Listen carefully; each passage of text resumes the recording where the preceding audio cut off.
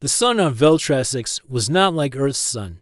It didn't shine, it burned. It had no mercy. The desert stretched for hundreds of miles with nothing but cracked stone, dry winds, and dust devils that howled like ghosts, and in the middle of that silence walked Commander Eli Trent, sweating inside his heat-resistant suit. He had walked farther than he planned.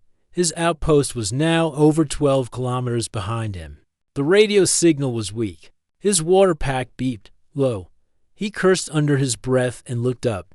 The sun was sinking, but it still cooked the sand. Eli was on a supply patrol. That was the official reason. The real reason? He needed air. The station was small. Too many people. Too much tension. He needed space to breathe. But now, lost in the middle of nowhere, he was starting to regret it, suddenly. A strange shimmer in the air caught his eye. At first, he thought it was just heat waves dancing over the rocks.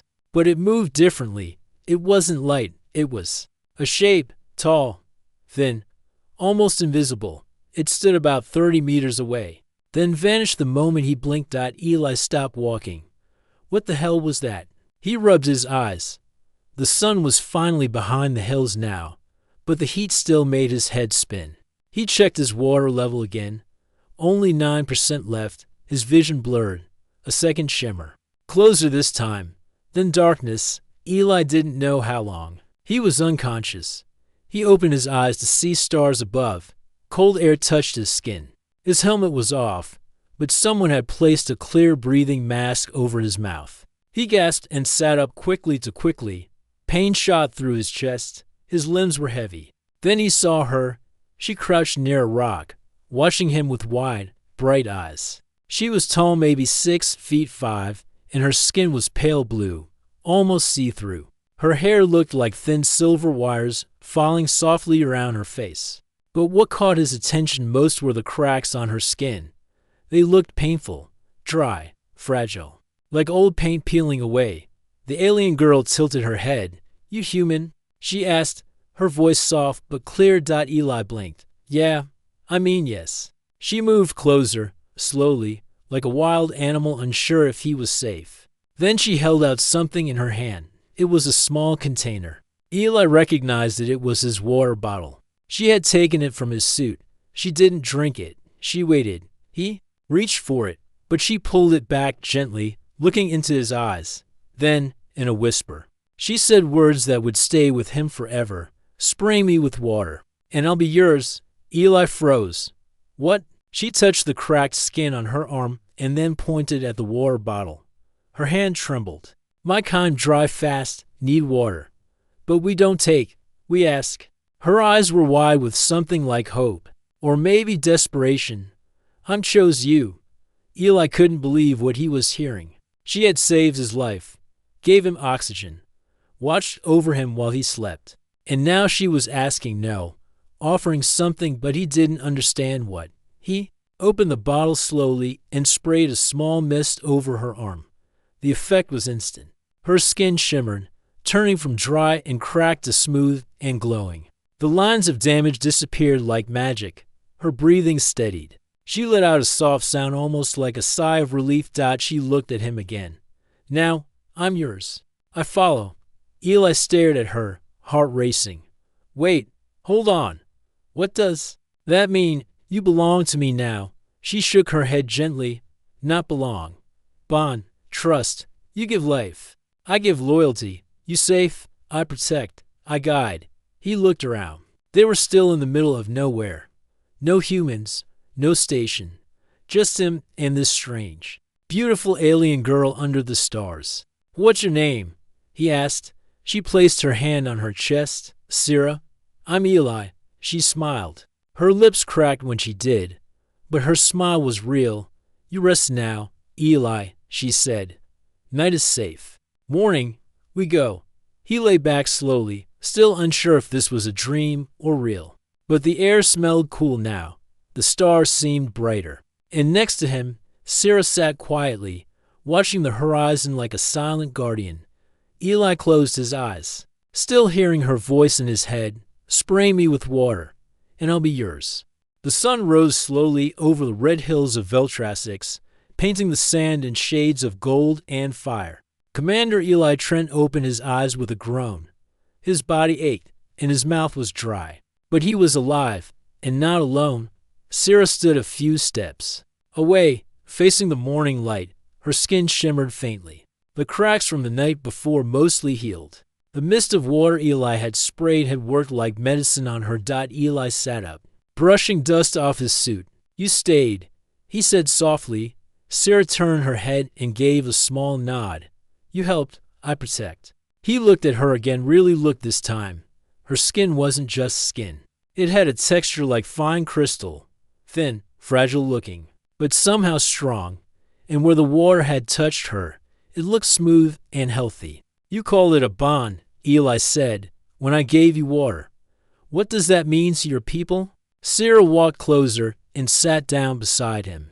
She reached into a small pouch made of dried plant fibers and pulled out a thin stone tablet. Strange symbols were carved on its surface.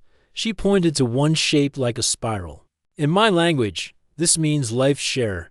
It is sacred. When one gives water and trust, the other gives guidance, heart to heart, not ownership, not command, just loyalty." Eli raised an eyebrow. "So I gave you water, and now we're partners." She nodded. "Chosen, not forced. Very rare."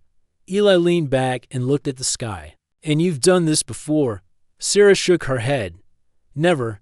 You were first." That made Eli quiet for a moment. He didn't know what to say. This wasn't just about water anymore. It felt like something bigger. "Why me?" he finally asked. Sarah looked away, thoughtful. "You were alone. Not greedy. You walked far. You did not kill the desert like others do." Eli frowned. "Others?" Sarah's face grew serious. "Some humans drill. They break land, poison water. My people, they hide. But we watch." "You mean there are more of you? How many?" Sarah didn't answer right away. Instead, she stood and motioned for him to follow. "Come, I show." Eli grabbed his gear and followed her through a narrow canyon. The rock walls glowed with soft minerals. After half an hour of walking, they reached a hidden valley filled with strange plants, tall and thin with crystal leaves. And at the far edge, partially covered in stone and sand, was what looked like a large metal hatch. "This is your home?" Eli asked. Sarah nodded. "One of many. We live below, safe from sun, safe from machines." She touched the panel beside the hatch. It lit up with a soft blue glow. The door opened with a hiss. They entered a tunnel with cool air and smooth walls. The inside was filled with glowing moss and carved stone. It was simple but beautiful. "My people live in silence," Sarah said. "We fear the sky people. Long ago, they took from us. Burned water caves. That is why we hide." Eli looked around. In awe. "How have humans not found this?" Most do not look. They see only sand. But water flows below. Secret rivers. That is how we live. As they walked deeper, they came to a chamber where a pool of clear water sparkled under soft light. Sarah knelt beside it and dipped her fingers in. Her skin shimmered again, glowing like moonlight. Eli sat by the edge. "Your skin, it reacts to water. Is that natural?" She smiled. "It is called hydroskin. Long ago, our world was full of oceans. We swam, not walked. But when the seas died, we adapted. Our skin remembers water. It feeds us, heals us." Eli nodded slowly. "And without it, you dry, crack, fade." "Yes," she said softly. "We do not live long without it. That is why the bond matters. The one who gives water, gives life." He watched her quietly. There was a strange peace in the chamber, a silence filled with meaning. "You saved me when I collapsed," he said. "Why didn't you just take my water and leave?" Sarah looked into his eyes. "Because you are not like the others. You don't take first. You ask." Eli felt something shift inside him. He had always thought of aliens as strange, distant, and hard to understand. But Sarah was clear, honest, and deeply connected to something he couldn't yet name. He stood and looked into the pool. His reflection stared back at him, dusty, tired, unsure. But next to him, Sarah's reflection glowed. Calm and alive. Then a rumble shook the tunnel. Not loud, but enough to make the water ripple. Sierra tensed. We must leave. Others are near. Humans? Eli asked, eyes wide. Not like you. Hunters. They seek tech, not peace. Eli grabbed his bag. Do they know about this place? Not yet, but they follow your tracks. Eli swore under his breath. We have to warn your people. Sierra nodded, already moving. Come, we go deeper. To the council. As they ran through glowing corridors and echoing tunnels, Eli felt the weight of something new in his heart. He had come here for silence. Now he had found a secret, a friend, and maybe a purpose. The desert was no longer empty. It was alive, and something was coming. Eli followed Sierra deeper into the tunnels of the Zolari. The walls glowed with soft blue light from moss patches, and the air grew cooler. They moved quickly, but quietly. The sound of Ellie's boots echoed in the ancient stone, while Sierra's feet made no noise at all. Where are we going? Eli asked. To the council chamber, Sierra replied. The elders must hear you. Hear me? Eli looked confused. Why? Sierra stopped for a moment and turned to him. Because you carry danger. But also, hope. Eli didn't know what that meant yet, but he didn't ask more. The air had smelled of water, fresh and clean. After another sharp turn, they entered a large underground hall. It looked like a natural cave, but it was shaped with purpose. Smooth stones formed seats along the walls. A pool of water rested at the center, clear and still like glass. 6 Zolari elders sat around the pool. They were older than Sierra, taller, thinner, and their hydroskin was dull and dry. Their eyes glowed faintly in the dark. They didn't speak. As Eli entered, Sierra stepped forward and spoke in her language, her voice calm but strong. The elders listened without interruption. Then one of them, the tallest, leaned forward and spoke in slow, careful English. You are the first human to walk here without chains or weapons, she said. Why? Eli took a breath. I didn't come to steal or spy. I was on patrol. I got lost. Sierra found me. She helped me. I helped her. I didn't plan any of this. The elders stared at him. And yet, she offered you the bond, yes? Eli said, but I didn't understand what it meant at the time. Do you now? He hesitated, then nodded. It means trust. It means we protect each other. It's more than a deal. It's a promise.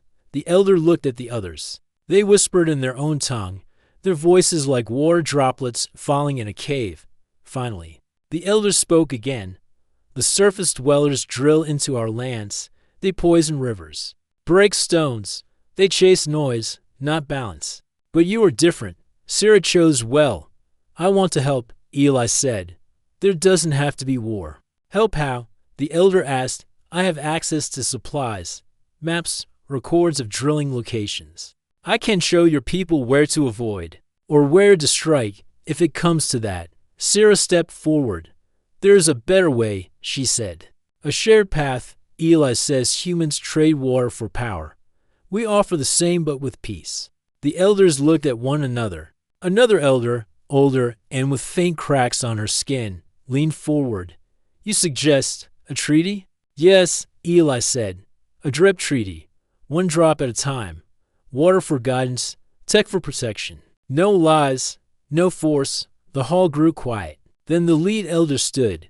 We will test this. One outpost. 1 week, if peace holds. The flow continues. If not, we seal the tunnels forever. Eli nodded, agreed. But just then, a distant sound echoed through the chamber, a faint boom. Sierra's eyes widened. That was an explosion. The elder's face darkened. Too late. Eli grabbed his communicator. But it was already flashing alert. Someone found my patrol route. He said quickly. If they track my signal, they might be looking for me. Another boom shook the chamber. Closer now. Sierra turned to the elders. Let me lead him to the breach. We stop this before more damage is done. You carry the bond, the elder replied. It is your right. Sierra and Eli moved fast. They took a narrow tunnel that curved upward toward the surface. The sound of footsteps and shouting grew louder. Voices, human voices, died at the end of the tunnel. They reached a metal grate beyond it. For armed humans, mercenaries were planting a scanner near the stone wall. They found the side chamber. Eli whispered, "If they break in, they will never stop," Sarah said. Eli stepped forward and activated his voice amplifier. "Stop. Back away from that wall." The marks turned, surprised. "Commander Trent," one of them shouted. "We thought you were dead. You're trespassing on sacred ground," Eli said. "This isn't a drill site. Back off." One of them, the leader, smirked. "Come on, Commander. We picked up energy signatures, alien tech, high value. We're not leaving empty-handed." Sarah moved beside Eli. Her skin shimmered slightly. In the light, "What is that?" the merc whispered. "You've got a live specimen. She's not a specimen." Eli snapped. "She's under my protection." The marks raised their weapons. Eli raised his hands. "Don't do this. You'll start a war." But before they could fire, the tunnel ceiling shook and the wall behind them burst open. Water sprayed out in a powerful stream, knocking the marks off their feet. Solari defenders rushed in from hidden side tunnels, tall and glowing, armed with crystal spears and water-cooled shields. The fight was quick. The Solari didn't kill, but they hit hard. The marks were captured, weapons taken. Sarah stood over them. "They cannot return. They know too much." Eli nodded. "We'll report it as a heat accident. Equipment failure. No need for more blood." The elders arrived moments later, faces grim. "You see now," one said. "Peace is not simple." "No," Eli said, "but it's still worth trying." The elder looked at Sarah, then at Eli. "Your bond has already changed our path." And for the first time, she smiled. The underground halls were quiet again, but tension filled the air like a thick fog. Eli stood near the glowing water pool, watching the Solari elders discuss what had happened with the mercenaries. Sarah stayed close to him, her skin still shimmering. Softly from the water's touch, "We cannot let this happen again," the eldest Solari said. "Humans like those marks do not respect life. They see only profit." Eli nodded. "I agree. But the people who sent them, they want what's beneath this desert." Sarah looked worried. "They do not understand our world. They will destroy it." Eli clenched his fists. "We have to stop them, together." Suddenly, footsteps echoed from the tunnel entrance. A human soldier appeared, face grim. "Commander Trent." He said, "Orders from command. You must return immediately." "The mission is over." Eli shook his head. "No, the mission is just beginning." The soldier looked surprised. "Sir, you're under orders." Eli turned to Sarah. "We can't trust them all. Some want the drilling to continue, no matter the cost." Sarah's eyes flashed. "Then we must protect the water, or lose everything." That night, Eli and Sarah sat by the water pool. The tunnel walls glowed faintly, and outside, the desert wind howled. "You don't have to do this alone," Sarah said softly. "I am with you." Eli smiled, grateful. "Neither do you." But the peace was short-lived. At dawn, the camp was attacked. Alarms blared as mercenaries and soldiers stormed the tunnels. The Solari fought fiercely, their crystal weapons flashing under the blue light. Eli grabbed his rifle and ran beside Sarah, dodging falling stones. "Betrayal," Sarah gasped. "Humans from your own side," Eli cursed. "They want the water tech for themselves." They fought their way deeper into the tunnels, trying to protect the elders and the sacred pools. The marks wanted to capture the Solari technology and sell it to the highest bidder. Sarah's skin shone brighter than ever. She moved with lightning speed, blocking attacks and guiding Eli to safety in a narrow chamber. Eli saw a group of marks trying to break into a sealed door. With explosives, "Stop them," he yelled. He and Sarah charged forward, their movements in perfect sync. Eli fired his rifle, while Sarah used a sharp crystal shard to disable the marks. Together, they pushed the invaders back. The explosion was stopped, but the tunnels trembled. Dust fell like rain. "We can't hold them forever," Eli said. "We need a plan." Sarah nodded. "There's one place they cannot reach. Follow me." They ran through twisting passages until they reached an ancient chamber. The walls were covered with glowing symbols, and the air smelled sweet and fresh. This is the heart of the Zolari, Sira explained, a place of power and protection. Eli looked around, amazed. It feels alive. Sira touched the wall, and the symbols brightened. Water began to flow from hidden springs, filling a basin in the center. This water heals, she said. It will help us fight. Eli dipped his hands in the cool water. Strength flowed through him. Outside, the sounds of battle continued. But inside the chamber, hope grew. We will not let them destroy your home, Eli promised. Sira smiled, her skin glowing softly. Together, we are stronger. Let me know when you want me to continue with Part 5, or if you like changes. You said, Part 5, 950 words Kaleko, or interesting Hunachea, or third-person style Malek Niha, or simple basic English Ka, or violated free Hana Chichak said, sure. Here is Part 5 of your HFY Sci-Fi story, written in simple English, around 950 words. Third-person style, interesting and violated free. Part 5. The storm packed the underground chamber pulsed with a soft blue light. Water flowed steadily from the hidden springs, filling the basin at its heart. Eli and Sira stood side by side, feeling the power of the place settle around them like a shield. Outside, the battle still raged. The sound of shouting and gunfire echoed through the tunnels. But here, in the heart of the Zolari, peace seemed possible. We can't keep running, Eli said. We have to make a stand, Sira nodded. The others will join soon. The Zolari warriors are coming, as if on cue. Glowing figures appeared in the tunnel entrances, Zolari defenders. Their skin shimmering like liquid crystal, moved with grace and strength. Their eyes held fierce determination. Eli looked at them, amazed. They are beautiful and deadly. The Zolari leader, a tall woman with deep blue skin and glowing eyes, approached. You carry the bond of water and trust, she said. To Eli, that gives us hope. Eli bowed his head. I will not betray that trust. Sira stepped forward. The mercenaries want to take our water technology if they succeed. Our world will die. Eli turned to the Zolari warriors. Then, we fight together, for your home and for the future. The warriors raised their crystal weapons, their faces set. The storm was coming. Outside, the desert sky darkened, clouds gathered, thick and heavy. The wind picked up, whipping sand into fierce storms.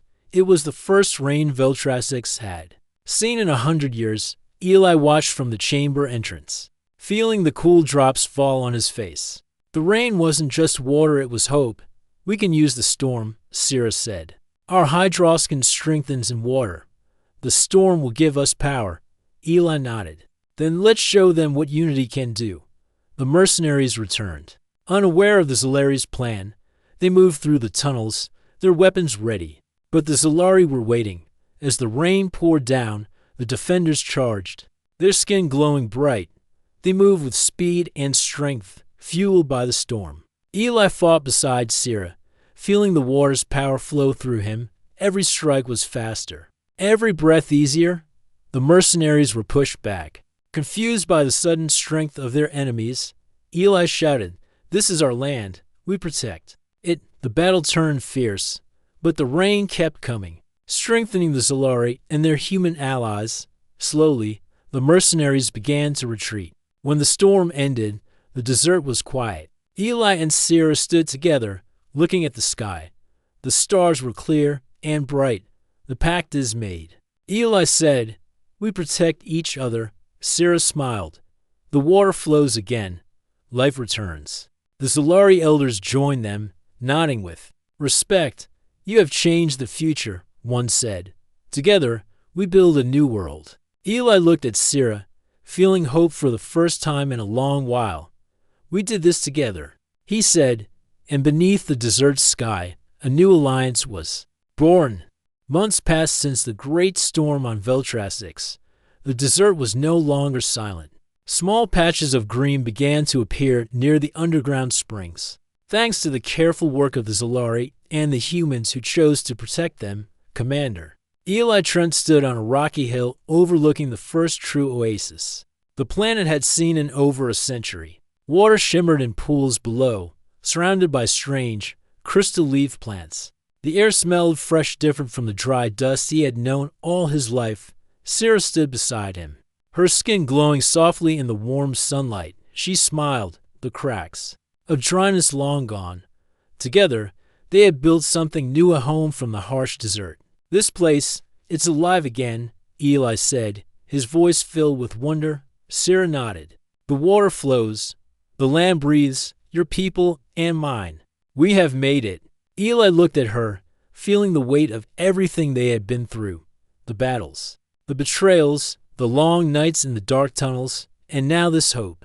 "I never thought I'd see this day," he admitted. Sarah reached out and took his hand. "Neither did I, but together, we made it real." Behind them, a group of Zolari and human workers labored, planting new seedlings and repairing ancient water channels. Their laughter and voices carried up the hill like music. Eli smiled. "It's not just an oasis, it's a new beginning." In the center of the oasis, the Zolari Council had built a small meeting hall. Its walls were made of stone and crystal, and its windows caught the sunlight like diamonds. Today was a special day. Eli and Sarah were invited to join the first official meeting between the Zolari and human leaders. The treaty they had formed, the Drip Treaty, had brought peace and cooperation to the planet. As Eli entered the hall, he saw the faces of the Zolari elders glowing softly with pride. Nearby stood human commanders and scientists, all united by a common purpose. The lead elders spoke first. "We thank Commander Eli Trent and Sarah, bearer of the Hydroscan bond. Their courage and trust saved our world." Eli nodded. "It was not just me. It was all of us, humans and Zolari. Together, a human scientist stepped forward. Our teams have begun working with the Zolari to develop water-saving technologies and restore the natural balance. This is only the start." Sarah smiled. "The land remembers water, and it remembers kindness." Later, Eli walked outside with Sarah, watching the sunset over the oasis. The sky was painted with colors he had never seen before: pink, orange, and deep purple. "Sarah," Eli said softly, "what happens now?" After all this, Sarah looked up at the stars. "We build, we learn, we protect. The bond we share is not just for survival, it is for life." Eli squeezed her hand. "I want to stay, to help, to be part of this future." She smiled warmly. "Then you will be, not just as a friend, but as a partner." The two stood quietly, feeling the gentle breeze. Round them, life was growing. Slowly, surely, Viltrassix was healing. Weeks later, Eli and Sarah stood by the edge of the largest pool. The water reflected the stars above. "Calm and endless, you saved me," Sarah whispered. "Not just with water, but with trust." Eli smiled. "You saved me too. You showed me a world beyond the desert." They looked at each other, two very different beings bound by promise and a shared hope. "Sarah," Eli said, "I'm ready to face whatever comes next, as long as we're together." She nodded, her eyes shining.